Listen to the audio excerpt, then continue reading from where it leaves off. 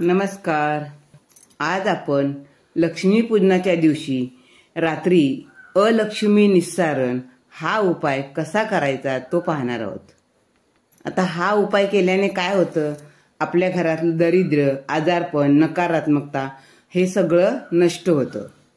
आता आपल्याला करायचंय काय, लक्ष्मीपूजनाच्या दिवशी रात्री बरोबर 12 वाजता आपल्याला एक केरसुनी घ्यायची आहे किंवा झाडू काय असेल तो, आणि आपल्या घराचा सगळ्यात शेवटचा कोपरा म्हणजे जी भिंत आहे सगळ्यात शेवटची तिथं जमिनीला चिकटवायची आहे ती केरसुनी, आणि तशीच फरफटत जमिनीवर न उचलता मुख्य दरवाजापर्यंत आपल्याला आणायची आहे.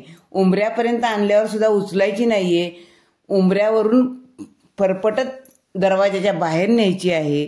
3 वेळा तिला आपटायची आहे आणि त्याचं एक सूत काढून फेकून द्यायचं आहे. आता हे सगळं करत असताना आपल्याला काय करायचंय, अलक्ष्मी निस्सारण माझ्या घरातील सर्व इड्यापिडा मी बाहेर काढत आहे हे बोलायचं आहे. आणि ज्यावेळी 3 वेळा झाडू आपटतो त्यावेळेला सुद्धा अलक्ष्मी निस्सारण असं म्हणून तो झाडू आपटायचा आहे.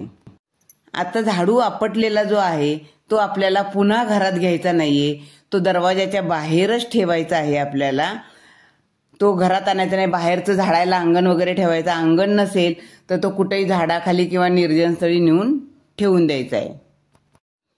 हा उपाय केल्याने आपल्या घरातील सगळ्या वाईट गोष्टी नष्ट होतात. तुम्हाला काही यासाठी फार काही वेळ पण नाही द्यायचा आणि फार काही आणायचं पण नाहीये. तुम्ही नक्की हा अलक्ष्मी निस्सारण उपाय करून बघा लक्ष्मीपूजना दिवशी. धन्यवाद.